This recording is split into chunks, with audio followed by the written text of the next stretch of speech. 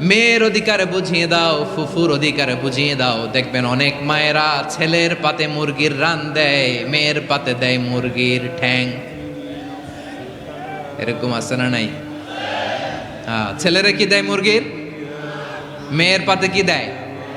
তো মেয়ের কি মুরগির রান খেতে মনে চায় না? মনে চায় না? এমনটা করা যাবে না। নিকটাত্মীয়দেরকে অধিকার দিয়ে দাও, নিকটাত্মীয়ের সাথে সুসম্পর্ক রাখো। আদেশটা কার? এজন্য প্রিয় ভাইয়েরা, জীবনে যদি বারাকা অর্জন করতে চান, নিকটাত্মীয়দের সাথে সুসম্পর্ক রাখতে হবে, তাদের জন্য উপহার পাঠাতে হবে।